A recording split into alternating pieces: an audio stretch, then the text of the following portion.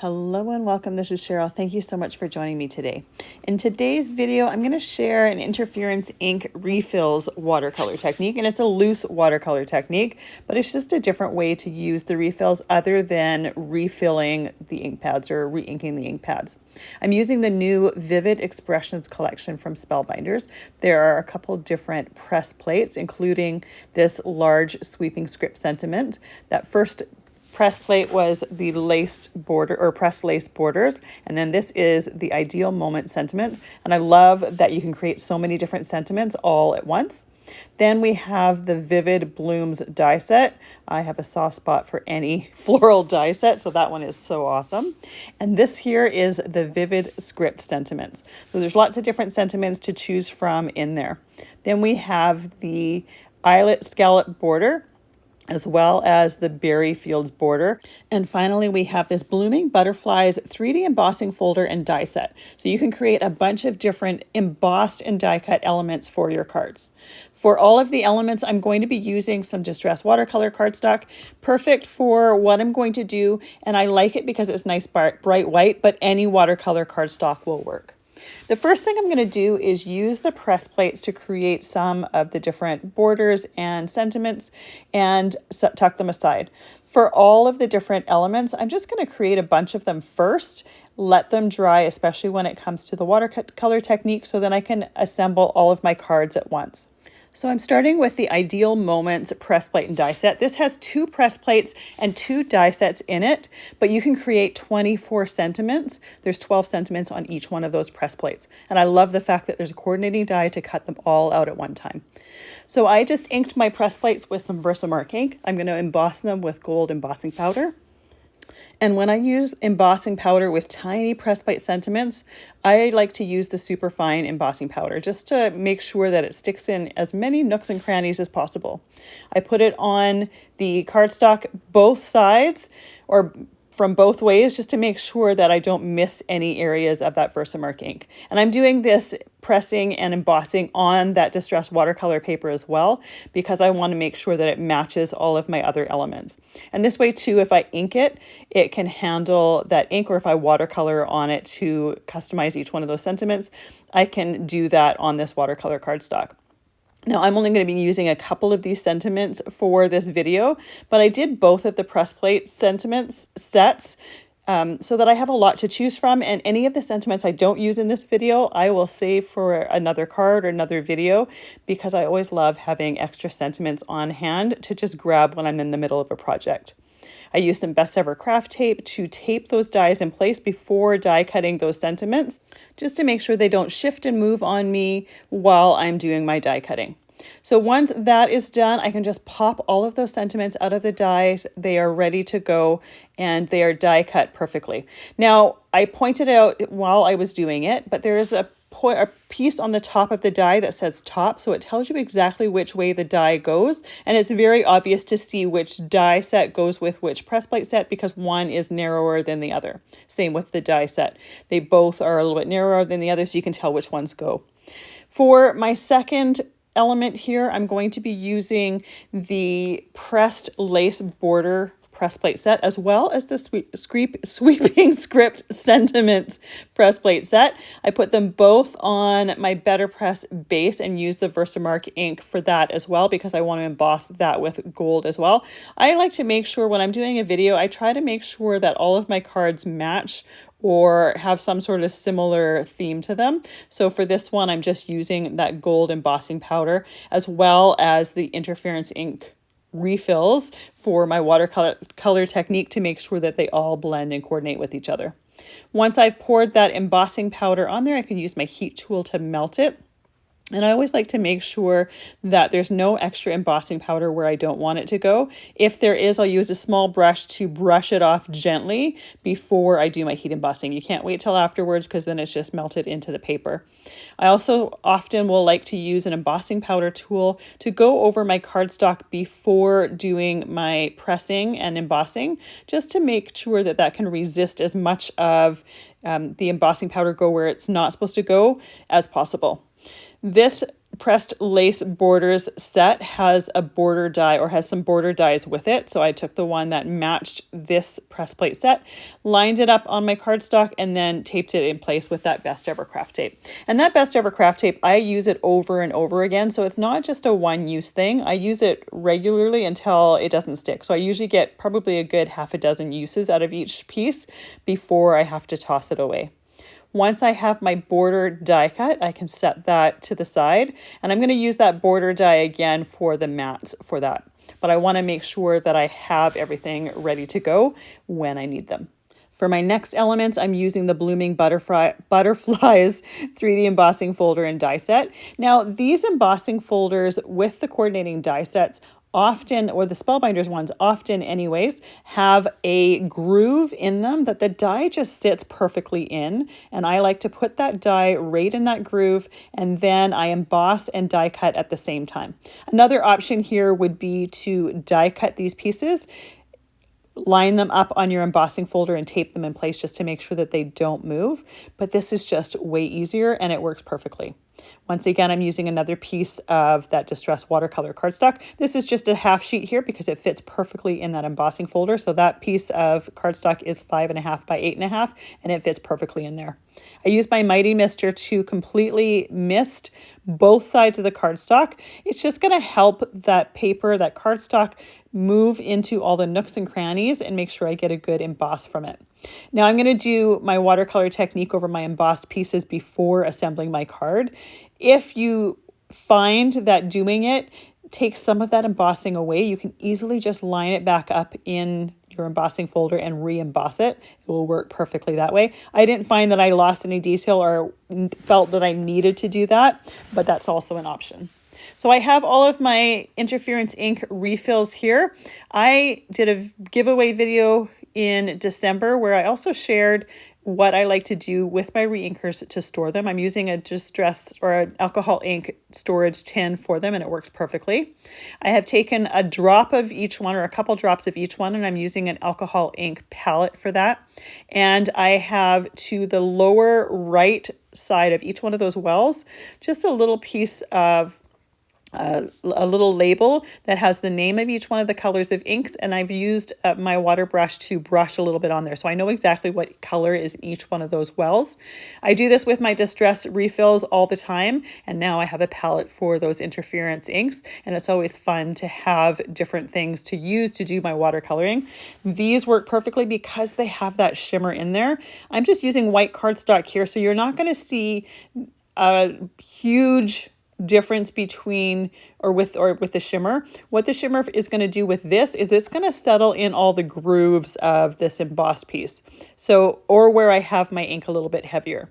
So I have my Altenew sticky mat here. I've put my embossed pieces on here, and this is when they've just come out of the die cutting machine. They're still damp, but even with that, I misted them all with some more water. I want to make sure that they stay damp because that's going to help this ink flow a little bit better to other parts of the embossed piece. So the first color I'm using here is Summer Garden. This one is a green that has a blue shimmer to it. Again, you're not going to see a ton of that blue shimmer. You're going to see just a hint of it where that shimmer settles in those grooves and where I put my darkest color on. What I typically will do is I will start my brush where I want the color to be darkest and then blend my way out so that I have lighter areas and darker areas, giving it a little bit more visual dimension. And then I'll go back in, putting my brush right back in that ink again, and then once again starting where I want it to be a little bit darker. If there's some area that's all light and I want it to have some darker areas or some shading, I will go back in with the ink and I will just add that ink to it, making a darker area, making a shaded area. This next color here that I'm using on the butterflies is Pink Champagne, and you'll notice that regularly I'll take my Mighty Mister out and I will re-dampen the ink. I want to make sure that there's moisture on the surface, and often when that moisture sits on there, it just kind of absorbs into the cardstock, and I want to make sure when I go to color something or watercolor something that moisture is on there and that ink will flow. The next color I used there was Peacock Tails. That's a blue for that butterfly. And then I added Lavender Fields, which is the purple, and I used that on the second butterfly. And then Lemon Candy here is going on the edges of this butterfly here. I also have a paper towel on my right hand side that I regularly go in, take any ink off my brush, squeeze the little barrel to completely clean my brush before moving to my next color. This next color here is Golden Sun. And I'm going to use these same colors when I go and watercolor my die cuts next. I've taken that Vivid Blooms die set and die cut a bunch of florals with that same Distress watercolor cardstock. Like I said before, when I do a bunch of cards together, especially in the same video, I like to make sure that they all coordinate and blend together. So my die cuts are going to be colored with the same ink colors as these ones, just probably in a different order. So next color here I have was Royal Truffle, and I used that for the body of the butterfly. And then we have Fruit Salad here. So while I'm doing my watercolor, I don't see a whole lot of shimmer. Same as when you're using those interference ink pads, that shimmer doesn't really rise to the top until it's dry. And the same goes when I'm doing this watercolor here. So as I'm doing the watercolor, I'm not really concentrating on where that shimmer is. I know from doing similar things before that it's just going to settle in those grooves. So what I want to do is make sure that I have an all over layer of color. Once again, starting where I want that color to be darkest. And then if there's some other areas of that area that I've already watercolored that I want to be darker, I will go dip back into that ink color and then just dot that darker color where I want it to be. Because my surface is wet, that will automatically start blending and bleeding with the rest of the area.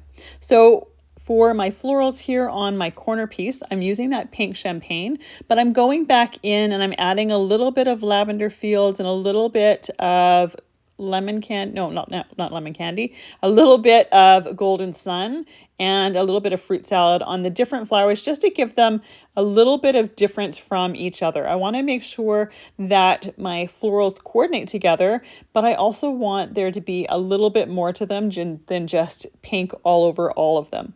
So to give them a little bit of a visual difference from each other, I'm taking some of the different color inks that I've previously used for the butterflies in the other rows and just adding them on my florals, whether it is in the base at the base of the leaf for a little bit of shimmer, or sorry, a little bit of color on the base, or whether it is a little bit of different color on the edge of the petals. I don't think it really makes a difference, but it just gives those flowers a little bit more of an interesting look. With those done, I just took them off my sticky mat, put them to the side so that they can completely dry. And then I'm using my BetterPress piece with the hello that I embossed. I misted it thoroughly with water and I misted the entire piece. I don't want to have a result of watermarks on here. And then I'm using the same colors to just do a flowy watercolor background here. All I'm looking for here is some color on the base edge where I have that pressed lace border on there, and I want it to kind of fade into nothing. So I'm using several of the different colors. I used pink champagne, I used a little bit of the Fruit Salad, and then I also used some of the peacock tails and some of the lavender fields. I wanted to make sure that the colors would all blend together well, and because I didn't want my colors to be too overpowering, I took my paper towel and just dabbed and took off some of that excess color. So it just has a hint of color on it. It has just a hint of shimmer as well, because when you dab it, you're going to remove some of that shimmer. So there's not a whole lot of shimmer there. I wasn't really focusing on getting all that shimmer. I wanted more of just a hint of color there. I know I'm going to put a die cut on top of it, so I wanted to make sure that whatever color I had there was going to coordinate with that die cut. So with that background done, I set that aside to dry. Take any moisture off of my sticky mat here, and then I'm going to do the same thing with my die cuts. Now, those embossed pieces don't stick to this sticky mat really, really well because there's so much dimension and texture to them. These die cuts stick together or stick to it a lot better than the embossed pieces do, but it does give it a little bit of a grip just to help you with your watercoloring. So when I'm doing or putting my pieces on here, I am making sure that the similar flowers are together so that I can color them with similar colors. Then I'm taking that Mighty Mister, misting all of those die cuts to make sure that they're all damp, just like I did with that embossed or the embossed embellishments. And then I'll watercolor all of the pieces. Now I'm starting once again with Summer Garden for the greenery.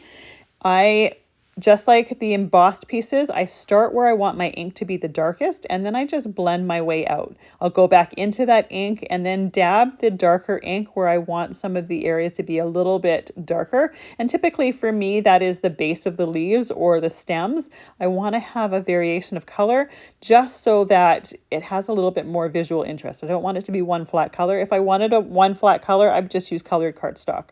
Now, just because I'm doing this doesn't mean you can't go and add some ink blending on top of it if you want a little bit more visual dimension, and I will do that for some of my die cuts. So don't think that you have to get this perfect. This is a very loose watercolor technique. It is very forgiving. So if when you're done, you don't necessarily, or you want an area to be darker or whatnot, you can add a little bit of ink with ink blending. You don't necessarily need to get it perfect the first time. I'm just going about through the things or through the different die cuts here. Once again, using the same colors as I did before. Those pinks there, I believe, were the pink champagne. The yellow is the lemon candy. The coral color that I used was the fruit salad. Sometimes I'll use the golden sun. It's very similar to the fruit salad, but darker. So if I want to have a little bit more drama, I go in with that golden sun. And just like the embossed pieces, I make sure that those die cuts stay wet, and I start the ink where I want it to be darkest and then blend my way out. If I find that I have too much ink on my brush, I will just blot it off on that paper towel. And if I want to completely clean my brush for another color, I will squeeze the handle of my brush because the water is right in the handle of this brush, and I will flush that out and use it for another color. Now I'm using the Royal Truffle for the brown for the little, I don't know, it almost looks like a pine cone to me, but I think it's some sort of flower. And finally, Lavender Fields for the large flower here. So I'm going to do Lavender Fields on the outside, and then I'm going to do some more pink on the inside. I want to make sure that I have a little bit of a different color towards the outside of that piece than the inside. And that's really for no other reason than it's a little bit more visually interesting. But once again, if at any point I don't necessarily love how much ink is on there or whatever, I can always add more with ink blending afterwards. You can never take it away unless you completely missed it and then try to blot some of it off, but it's easy to add a little bit more. So I tend to err on the side of lighter rather than heavier when it comes to this, just to make sure that I can go and add a little bit more, customize it a little bit more once I'm completely done. So I'm going to do all of that with all of these flowers. For these ones, these are the last flowers I'm doing, so I let them completely dry before taking them off. And I'm not sure if you can really see it in the camera, but when you tilt it into the light, you can see the shimmer where the ink is the heaviest or where it is settled into the grooves of that embossed piece. So the last step here is I saved a few of the die cuts that layer together, and I want to do some distress ink blending on some of the pieces that they lay or that layer underneath it. I want the color there, but I don't necessarily want all the shimmer because I think it looks a little bit more interesting if you have some areas or some die cuts that have color and some that are just plain and dye or ink blended with just some plain dye ink. So that first color there that I used was picked raspberry. Then I used some scattered straw, that little yellow color there. And then some hickory smoke for those gray flower centers. Again, I'm trying to keep these fairly light, as well as the fact that because I'm using distress watercolor cardstock, it doesn't ink blend quite as heavy as just regular cardstock, like hammer mill cardstock does when you're ink blending. The ink stays on the surface more, so it tends to be a little bit lighter. That last color that I used there was ground espresso. And I'm going to put the different die cuts together, just gluing them together while they're still on my mat. And then I'm going to let them dry there. You don't necessarily have to glue them together while they're on the mat, but I figured I might as well glue them together while I was waiting for the ink to dry anyways, and then just take them all off in one piece once that glue has completely dried. For all the gluing for all of my cards, I'm using some Barely Art glue in a fine line bottle.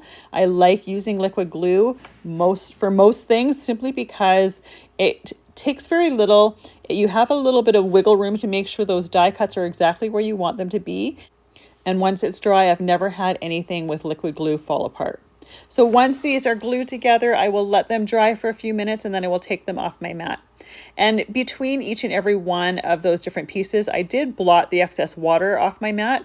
For this particular one, because I was doing ink blending, I will take my damp microfiber cloth and I will completely wash any ink off there. I do tend to try to wash off the ink as soon as I can, simply because it does stain the mat and I want to make sure it's as clean as possible for the next possible thing that I'm going to use on it and not get some ink contamination. The last step here is putting the centers in some of those flowers, and some of them are ones that I had done before. So I want to make sure that those are all assembled together as well.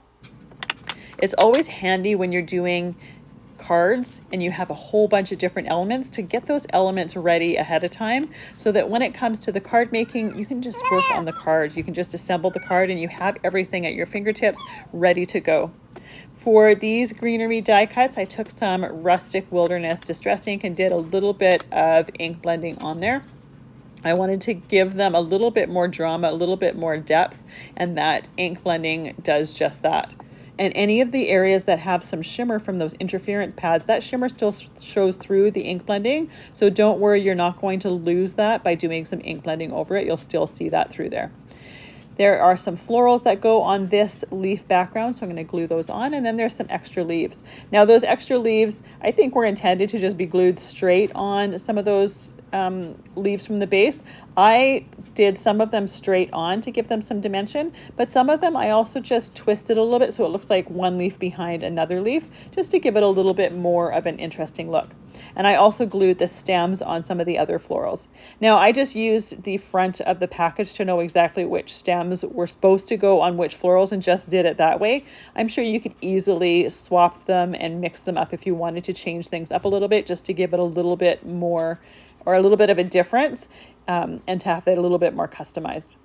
So now with all of those elements ready to go, we're ready to start creating our cards. And the first one that I wanted to do, I wanted to incorporate that Rustic Wilderness Distress ink as well. So I'm just kind of ink blending a line down the center. I'm going to create a vertical card here, and I'm going to also use one of the border dies. I'm going to use the Eyelet Scallop border.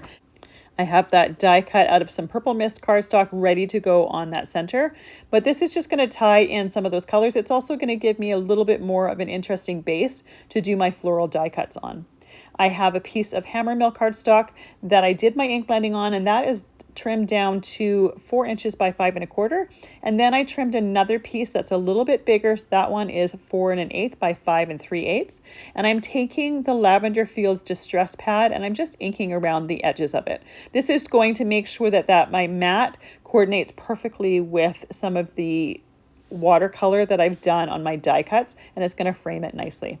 So I glue that to the base of my card. Before I glue my next piece on, I do want to glue down that border die cut because it's a little bit wider or longer than my piece here, and I want to glue it down, and once it's dry I'll trim it down before putting it onto my card base. So I'm using that glue, and I just do a line of glue down the center of those die cuts, or that die cut, and a little bit on the scallop edges to make sure it's down securely. Let that sit for a few moments, and then I use my scissors to trim them down, and now this is ready to go onto my card base, and I'm ready to start assembling my florals. Now between different layers, I like to put a large acrylic block on there. This is just an old stamping block, and it works perfectly for most cards. It just keeps everything nice and flat, and it also gives my hands freedom to be working on other things. For something like this where I'm using some florals, I like to assemble my florals right on that acrylic block, right over top of my background there, so I can see exactly how it's going to look. I don't have to leave anything to my imagination.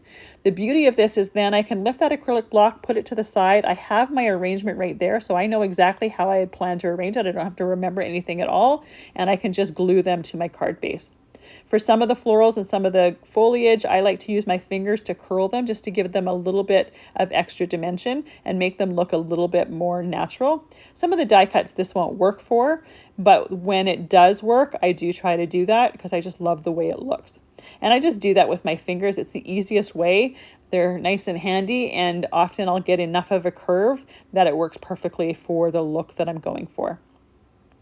Anytime that I have a floral that has individual petals, I do that with it. If it's a floral that doesn't have individual petals, it would look really weird to try to do it, so I don't even bother. I'll just do those ones flat. But most florals, like I said, with individual petals, this just gives it some extra dimension, and it really only takes a second. I'll use that Barely Art glue in the center of the florals and then just tuck some of the smaller ones behind it just to kind of finish off my arrangement. The last step here is I'm going to use the Barely Art glue to glue down one of those BetterPress sentiments that were created at the beginning of the video. And then I'm also going to use a little bit of stickles on the center of the flowers. It's just going to add a little bit of extra sparkle. Even though we have the shimmer from the interference refills, that shimmer is fairly subtle and you only see it when you tilt it into the light. So by adding the stickles to the center of the flowers, not only are we adding a different type of sparkle, but it's also going to add a little bit of texture to the center of those flowers. So I'll set that aside to dry. There is one thing that I was going to add to it that I forgot, and I will be bringing that in a moment. And I started working on my second card. So I'm going to use that same border die to go with the press lace borders, and I want to create a border on the edge of my card. So I did lay down my watercolored piece on there to try to center that die as best as possible and have it line up with my piece. Now, I was creating this after a night of no sleep, so there is likely a much better way of doing this. I was just doing it by eye because my brain wasn't functioning. I was functioning enough to get creative, but not enough to do anything logically. So, like I said, this might not be the best and most efficient way to do it. It worked for me at the moment, and I was just eager to be doing something rather than not doing something. So once I have that die in place, I'm using the Best Ever Craft tape to tape it down. I want to make sure that that die doesn't shift on me while I'm doing my die cutting. I have a piece of Island Blue cardstock here that is cut down to 4 1/4 by 5 1/2, and I'm just using that border on the edge or one edge of it. And once again, I used my image piece to line that up, try to make sure it's as lined up as possible. And I keep checking back to my card base and my image piece to make sure that I'm lining it up as best as possible. It's not going to be absolutely perfect, but I want it to be as good as I can get it. When it comes to the mats for this, once again, I'm lining up those borders, and then I'm using my guillotine trimmer to trim it down to try to make sure that the border is nice and even. When I'm doing regular cards with rectangles, it's easy to just use the measurements on the trimmer to make sure that everything's even. Once again, for this, I'm just doing I'm eyeballing it. If there's an area that needs a little bit trimmed off, I just trim that off, but I only do it a little bit at a time so that I don't trim too much off. Now I'm using the border because I really like, or the border die because I really like how it looks with that press plate or the press lace embossed image there. You don't have to do this. You could just use that border die, or sorry, the border press plate, and you could die cut it separately and put it on your card separately. You could also just use it and leave it on there without the border die cut beside it. It's entirely up to you. I just wanted a different look from some of the different cards that I'm creating today, and just some different ways of using that. And I really love the look of that with a border die on the side of the card. It just gives a little bit more of an interesting look. Once I have it trimmed down as much as I want, I'm using that Barely Art glue to glue everything together, putting that acrylic block on there in between different layers just to hold it in place. And then I'm going to take one of my die cut pieces and I'll add that to the card in a moment. This is when I realized that I had missed one of the things that I wanted to add to my first card. I wanted to take one of those embossed butterflies and add it to the floral, and it just finishes it off and it gives it some extra dimension to it. And then because I can't just leave it at that, I took some of the stickles and put it on the edge of the wings. I don't want to put it over the entire butterfly. To me, that's too much. Just a little line on the edge of the wings I find is enough to just add that little bit of sparkle and make it catch the light. So I'm going to use these two die cuts for this particular card. I chose this leaf piece because it coordinated with the leaves on that floral. And I went and I put it so that they're lined up, so the stems are lined up, just so that it looks like it's from one branch. For the second layer with the floral on it, I did use my fingers to curve that leaf just to give it a different look from the two that were below the floral. I do have the tip of one of those leaves over top of the join between the H and the E for hello. I don't mind it looking like that and it covering it a little bit. I think you can still easily see what that sentiment says. If that bothered you, it would be easy enough to, when you start out making your card, have the hello raised just a little bit more so that there's a little bit more room for that die cut, or you could choose an alternate die cut. For my mat, I'm using the Lavender Fields pad, and I'm doing the same thing as I did for my first card, but the only thing I'm adding here is I'm putting a smear of the ink in the center of my piece of cardstock here, because I have the berries from that Berry Fields border die set, and I want them to coordinate with the other elements from my card, so I'm die cutting them out of the cardstock in the center. This is going to be the mat for my card. You're never going to see that there's anything cut behind it. Just a way to make your cardstock go a little bit farther. These die cuts are small. I could have easily grabbed a scrap of cardstock and done it that way, but I thought this was a great way just to show you some of the ways that I like to make my cardstock go a little bit farther. I die cut the Berry Fields border die out of some brushed gold cardstock from the Gold Treasured cardstock pack. This is just going to tie in with the gold in my other cards as well as my sentiments. So I put that on the side of the card. For this one, there is a coordinating die. You could die cut a scallop border to go with it for the edge of your card. I chose not to. I chose to use the straight line of the card just to show you that you don't have to do that. And I just flipped my die cut the other way. I thought I was going to use this sentiment here from the Vivid Script Sentiments set, but what I didn't realize is it didn't say thanks. I thought it said thanks. You need to use the thank and you need to use the you. So I opted to use it for my next card, and I'm just going to use one of the sentiments that were BetterPressed and embossed earlier. So I'm going to take my mat here. This mat is trimmed down to 5 3/8 by 4 1/8, and my image piece, or the piece that I glued down that border die cut to, is 4 inches by 5 1/4. Once this is glued down, I can glue down those berry die cuts. So the best way to glue down those berry die cuts is to use a dot of glue on each one of those berries, and then I like to use a jewel picker to pick up those little die cuts and place them. These die cuts are really, really tiny, so you could use your fingers to lift them up and place them, but it's so much easier to use the jewel picker. It helps you to get perfect placement every time. And it just makes the work or the job of it just a little bit easier. Once I have those die cuts on there, I will wait a moment for them to dry. It doesn't really take too long, but it does take a little bit longer than just regular cardstock because it is on a die cut that was die cut out of the brushed gold cardstock. So it has a little bit of a coating on it. And I don't need to wait until it's 100% dry, but I do want to wait until it's just dried just a tiny little bit. You can see how the little berry die cuts on this border really coordinates with the mat around there, and it all ties together. And when I did the gold border on here, again, just like before, that gold border was a little bit longer than my piece here. I glued it down, let it dry, and then I used my shears to trim it down. I have several of the embossed and watercolored die cuts here that I'm going to put on the top part of the card. And that was when I realized that the thanks was not thanks, it was thank. And I chose to save it for the next card. So I'm just going to use, again, one of those BetterPress sentiments that was created at the beginning.